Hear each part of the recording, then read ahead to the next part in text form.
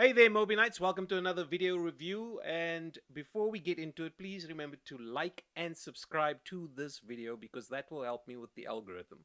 Now let's cue the intro.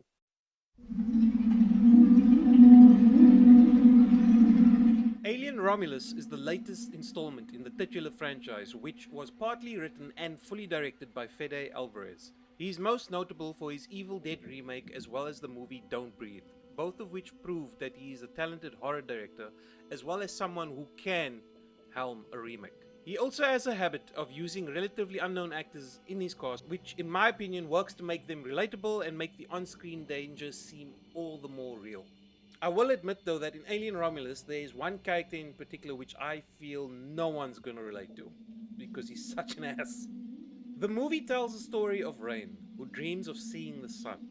She works on a mining colony for Weyland-Yutani and is accompanied by Andy, a decommissioned android which she sees as her brother.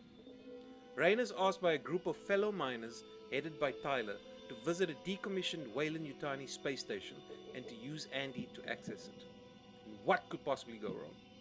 The reason is because there might be cryopods which they can use to make the trip to an independent planet named Ivaga and thus escape the reaches of Weyland-Yutani.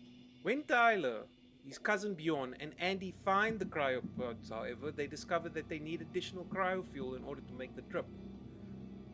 When they do find the additional fuel, they inadvertently release 3D printed facehuggers, which have been cryogenically frozen. These facehuggers have been derived from the DNA of the original xenomorph from the first Alien movie and was reverse engineered by the science officer Rook. One of these facehuggers ends up infecting one of their crew, the pilot Navarro, and so the race is on for this intrepid crew to survive both the xenomorph as well as the remaining facehuggers. The first major thing that I actually love about Alien Romulus, which might surprise some of you, is that the majority of the effects were all done practically wherever possible. The director made a point of sharing this over X, and the quality thereof is very evident in the final cut.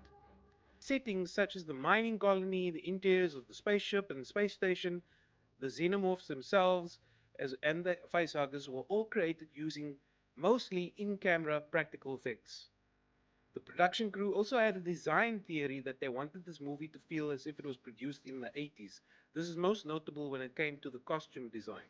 We wanted to give the feel that actually we made and prep and shot the movie in the 80s, as if we were in the 80s. So when we think about science fiction right now, it's a completely different process.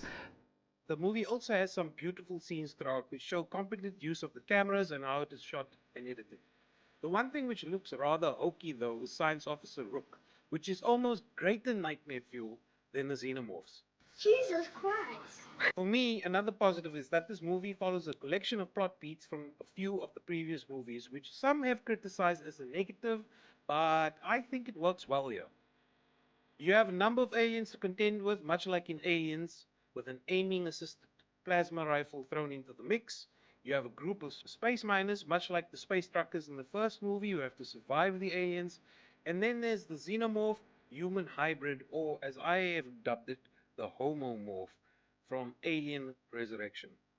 While these nostalgia points might not always work, Get away from her, you bitch. I think it mostly does a great job of providing an updated story for the modern and new audience. Something which is clearly evident from the movie's Rotten Tomatoes scores, which shows high positives from both critics and audience alike. The movie's score by William Wolfish is more than competent. It hits the familiar overall orchestral themes while also providing new electronic elements which I enjoyed listening to. The movie is not without its faults though, and for me, the most glaring of these has to do with some of the characters. Bjorn, as previously mentioned, is a very dislikable bully of an idiot, and when his inevitable death occurs, it is rather fittingly harsh. There is a moment where Tyler himself displays a moment of idiocy when he decides to answer his sister over the comms, even though Rain, Andy, and him are stealthily making their way through a room of facehuggers. I've seen that some people have criticized the scene for another reason, and that is it lessens the threat of the facehuggers. While I can see this, I reason that the face huggers themselves are not the same as the ones we are used to from the first and second movie. These face huggers are derivatives not born from a queen but reverse engineered in a lab. The other glaring plot issue is that this movie takes place timeline wise between the events of Alien and Aliens. By placing it here, it undermines the initial events of Aliens because in that movie the company claimed to have no knowledge of the species or the events which occurred on the Nostromo. Though, as a counterpoint, one could say that this is just typical of Weyland-Yutani because they would never openly admit to having prior knowledge of the xenomorphs. Alien Romulus ultimately is the first movie from Disney since acquiring the franchise. It is a quality installment from the studio. While it has its flaws, the sum of its parts results in a movie which new and old fans will enjoy. It is like a remix of a popular song which does really well to establish itself as its own thing. And finally, the greatest part for me of this movie is David Jonsson's portrayal of Andy. The android starts off naive and then becomes threatening and badass the moment he receives his protocol upgrade. The character is more than likable and serves as a good friend to Rain, played by Cailee Spaeny.